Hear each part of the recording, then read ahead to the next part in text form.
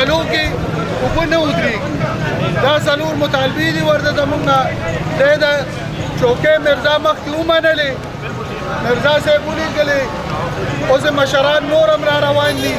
په چوکۍ کې به ورسره تحریر کوي، باقاعده ریټن به راکوي، را د خپلې دستخط یې کوي. د هغې نه پس به بیا مونږ کلاریږو.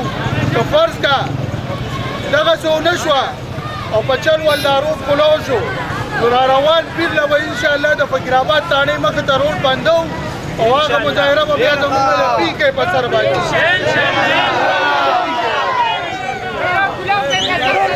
دا نن چې مونږ احتجاج کړی، یو خو الحمدلله زمونږ محترم امیر جماعت حافظ نعیم الرحمن صاحب عوامي کمیټو اعلان کړی.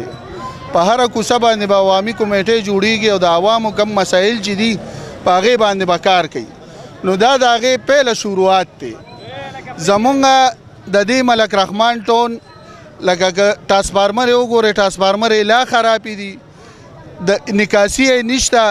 WSSP چې کومه ده، مونږ 5 پیرې دفتر ته ورغو، ګوهر سره کېناستلو او مونږ ته همدا وایي چې دا مونږ سره په پیله شپ کې وه، سیکنډ شپ کې، او سیکنډ شپ اوس ختم شوی دی.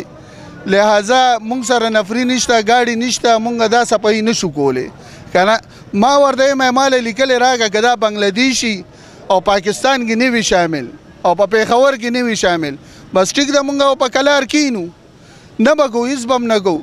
او که نه پاکستان دی او په پېښور کې شامل دی، نو وروره چې څنګه د نورو شهري حق دی، زما په جیب کې هم دا دی، دا شناختي کارت دی، دا پاکستاني شناختي کارت دی. وروره زه پاکستاني شهري یم، زه ټیکس ورکوم، ما نه باقاعده د نلکې په بل کې صفایي پیسې اخلي، ما نه وروره رنګارنګ ټیکسونه علي، ماله به صفه اوبه هم راکوي، ماله به وروره د نکاسۍ انتظام هم کوي، زما به د دې علاقې د صفایي خیال به هم ساتي.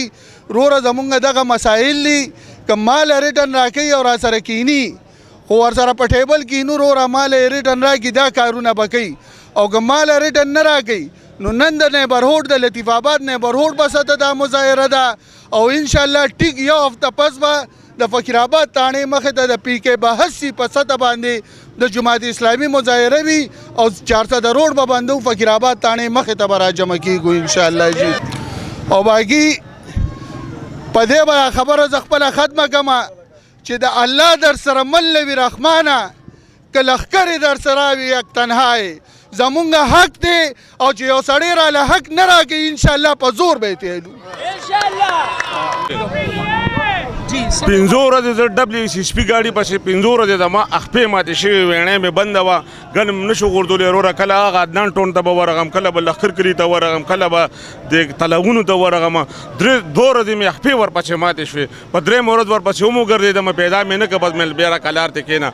بیا لطیف آباد نه فدا نوم یې دی، پراپټۍ والا دی، هغه ته مې رنګ وکړو، مې یاره دغه شان دی مسله ده، نو خو هغه سره د خدای خوږي. مازدیګر یې راله بیا کس راکړو، مازدیګر چې کور ته راغی، مازدیګر بانګونه جمع ممې شوې، بیا هغه ټایم یې صفا کړه.